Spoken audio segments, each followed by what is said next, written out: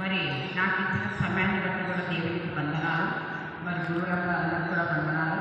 మరి సెక్రటరీ గారికి సంఘ సభ్యులందరికీ కూడా నా దేవాదేవి తరఫున వందనాలు తెలుసుకుంటున్నాం. మరి ఇంతవరకు మనము దేవుని స్థితుల సింహాసనం మీద కూర్చోబెట్టాం. ఇప్పుడు వాక్యంలోకి మనం పోదాము. ఈ వాక్యంలో నేను చెప్పబోయే కథ మీరు విన్నది అయినా కూడా మనం రోజు తిన్న ఆహారమే తింటున్నాం కదా, అలాగే మీకు తెలిసిన కథ అయినప్పటికీ కూడా మీరు ఓపికతో వినాలని ఆశిస్తున్నాం.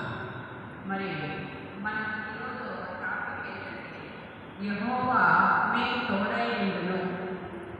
యెహోవా మీకు తోడై ఉండును. న్యాయాధిపతులు 6వ అధ్యాయము 11-12. పరిశుద్ధ గ్రంథం నుండి పాత నిబంధన న్యాయాధిపతులు 6వ అధ్యాయము 11-12. ఎవరైనా చదివినా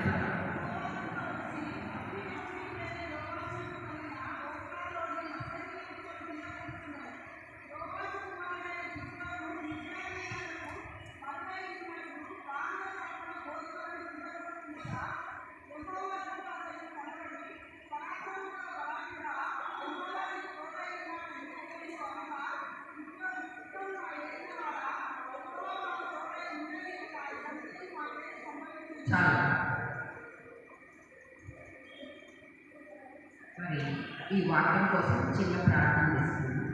పరలోకమందున మా తండ్రి, పరిశుద్ధమైన దేవ, కుమారుడైన యేసుప్రభు నామములో మీకు వందనములు తండ్రి. ప్రభా, నిలబడిన నేను తండ్రి, ఎటువంటి అర్హత లేనటువంటి దాన్ని తండ్రి, ఎటువంటి యోగ్యత లేనటువంటి దాన్ని తండ్రి.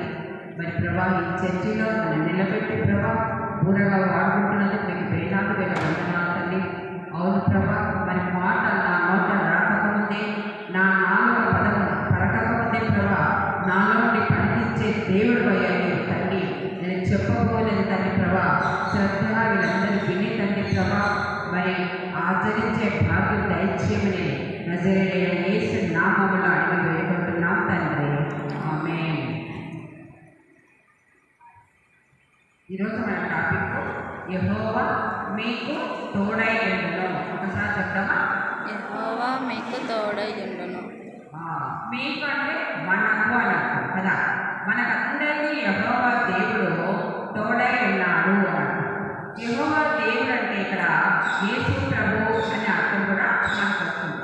పాత నిబంధనలో మనకి యెహోవా దూత రూపంలో మనకి యేసు ప్రభు కనిపిస్తాడు కాబట్టి లార్డ్ ఆఫ్ గాడ్ అంటే యెహోవా, మరి పొట్టి లార్డ్ అంటే యేసు ప్రభు అని కూడా మనము చెప్పుకోవచ్చు అన్నమాట.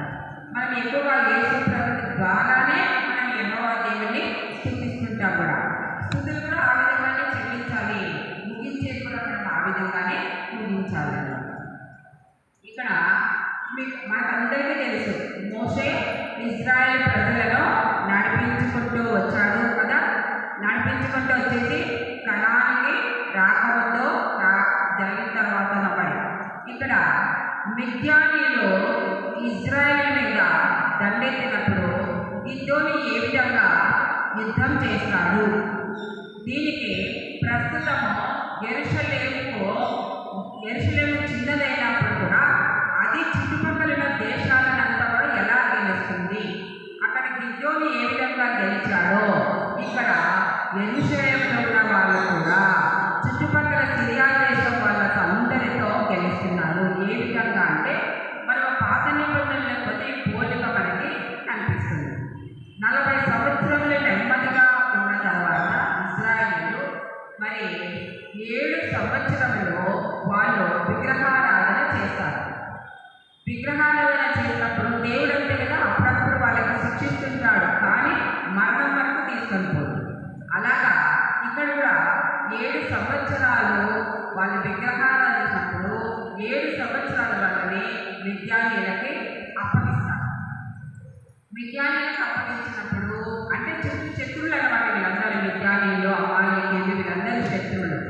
ఈ మిద్యానీయుల కాలంలో ఇశ్రాయేలు ప్రజలు చాలా చాలా నలిగిపోతారు. వాళ్ళు పెట్టేటువంటి బాధలకు ఓర్చుకోలేక ఎక్కడ కొండలలో వాగులలో పరిగెత్తిపోయి దాచిపెట్టుకుంటారు. అలా దాచిపెట్టుకున్నప్పుడు వాళ్ళలో ఉన్నటువంటి హృదయంలో ఉన్నటువంటి బాధ అంతా బయటకు వచ్చేస్తుంది. బాధ వచ్చినప్పుడు అప్పుడు యెహోవా దేవుని మళ్ళీ తలుచుకుంటారు.